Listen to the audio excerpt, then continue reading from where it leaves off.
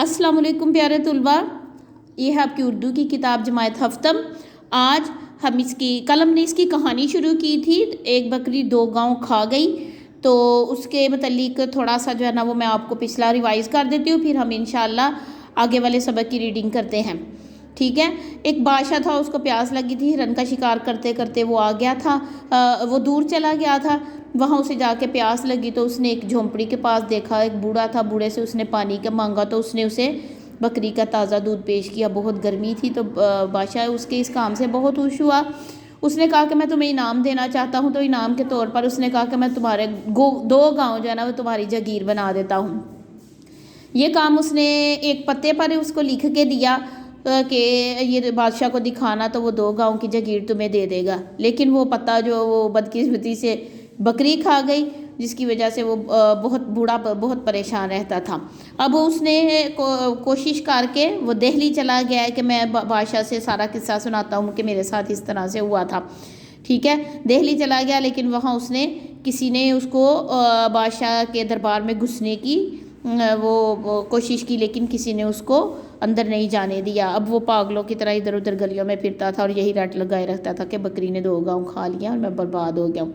अब इसके आगे हम देखते हैं कि क्या हुआ था। राह चलते एक अजनबी शख्स ने चरवाहे को लोगों से बचाया। वो इसी तरह फिर रहा था, इधर तक हमने कर लिया था, उसको बचा दिया और उसने फिर सारा किस्सा सुनाया था कि जुम्मे की नमाज में जो है ना वो बादशाह खड़े होते हैं, तो आप उधर रास्ते में दोनों तरफ बादशाह को देखने के लिए खड़े होते हैं, तो तुम भी रास्ते में खड़े हो जाना। ये उस आदमी ने उसको मशवरा दिया था और लोग उसको मार रहे थे पागल समझकर, तो उससे उसने बचाया था। अब आगे क्या हुआ था, शुरू करते हैं सफ़ा नंबर 84 से।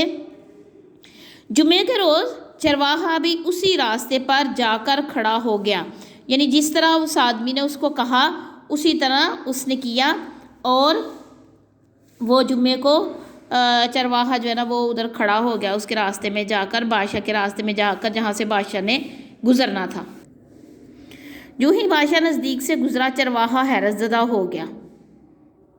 ये तो वही शख्स था जिसे उसने दूध पिलाया था, प्यासा शिकारी। उसने बादशाह को पहचान लिया। बूढ़े चरवाहे ने बादशाह को पहचान लिया कि अच्छा ये तो वही शख्स था जिसे मैंने दूध पिलाया था बकरी का।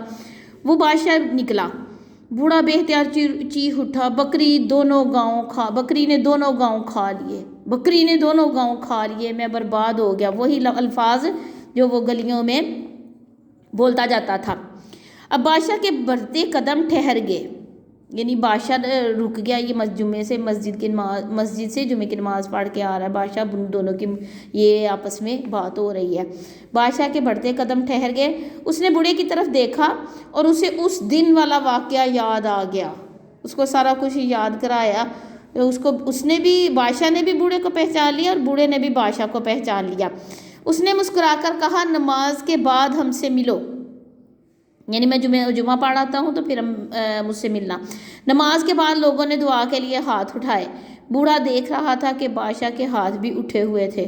उसने एक शख्स से पूछा, भला बादशाह किससे क्या मांग रहा है, उसे किस चीज़ की कमी है?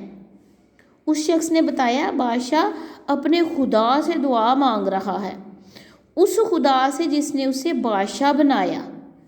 बादशाह, फ़कीर, छोटे बड़े सब उसी से मांगते हैं। बूढ़ा गहरी सोच में डूब गया। बादशाह भी खुदा से मांग रहा है, फिर मैं भी क्यों ना उसी से मांगूं? बादशाह के सामने हाथ क्यों फैलाऊं? वाह, मैं जाता हूँ, जो बादशाह को देता है वो ही मुझे भी देगा। कहते हुए वो वापस भाग निकला। कितनी वो अच्छी बात उन्होंने की हुई है और कितना क्लियर कर दिया है बूढ़े को कि जो है ना ये बूढ़े ने उसको दुआ मांगते देखा है, तो वो कितना जो है वो उसने महसूस किया है कि मैं क्यों इंसानों से मांगूं, मैं भी उसी खुदा से मांगता हूँ जिससे बादशाह मांग रहा है। बादशाह ने नमाज के पास उसे बहुत तलाश करवाया मगर वो ना मिला। जंगल में पहुँचते पहुँचते चरवाहे को शाम हो गई। वो एक घने दरख्त पर चढ़कर बैठ गया। रात को कुछ डाकू वहां आए और गांव में डाका डालने की बातें करने लगे। चरवाहे ने उन्हें टोका और बोला, चोरी करना बुरी बात है। फिर वो गांव तो गरीब लोगों की बस्ती है, پیسہ ہی چاہیے تو اس درخت کے نیچے کھودو، میں نے اپنے بڑوں سے سنا ہے یہاں پرانا خزانہ دفن ہے۔ یہ کہہ کر گاؤں کی طرف جو بادشاہ کو دیتا ہے، یہ کہہ کر وہ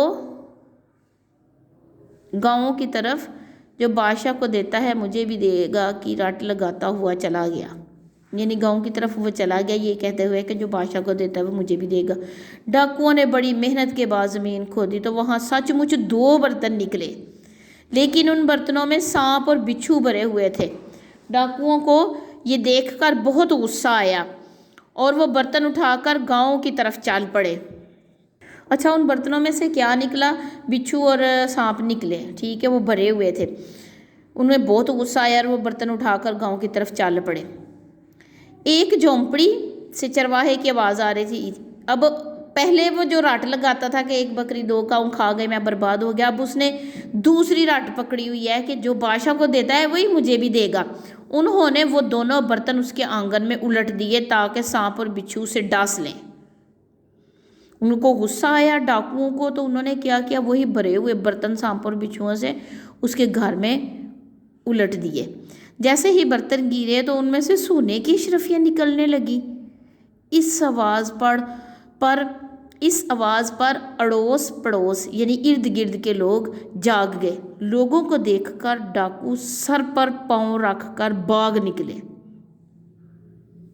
ٹھیک ہے، آواز کی وجہ سے اور یہ اشرفیاں نکلنے کی وجہ سے شور ہوا تو ارد گرد کے لوگ جو ان کے ہمسائے تھے بوڑھے چرواہے کے، وہ جاگ گئے تو ڈاکو بھاگ گئے۔ چرواہے نے دولت دیکھ کر نعرہ لگایا، اللہ تو سچا ہے، تو نے بادشاہ کو دیا اور مجھے بھی۔ اگلی صبح بادشاہ کے ملازم بھی گاؤں پہنچ گئے اور چرواہے کو شاہی دربار میں لے گئے۔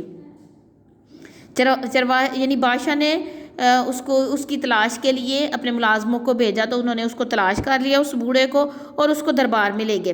چرواہے نے بادشاہ کو برا واقعہ سنانے کے بعد یہ کہہ کر انعام لینے سے انکار کر دیا کہ جب آپ بھی ہاتھ پھیلا کر اسی سے مانگتے ہیں جو سب کا داتا ہے تو پھر میں بھی کیوں نہ اسی سے مانگوں۔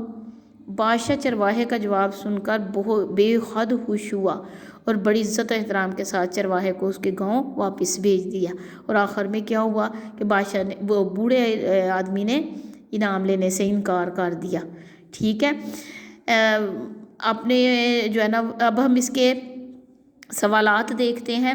پرانے زمانے میں لکھنے کے لیے پتھر، درختوں کی چھال اور جانوروں کی کھال وغیرہ کو استعمال کیا جاتا تھا۔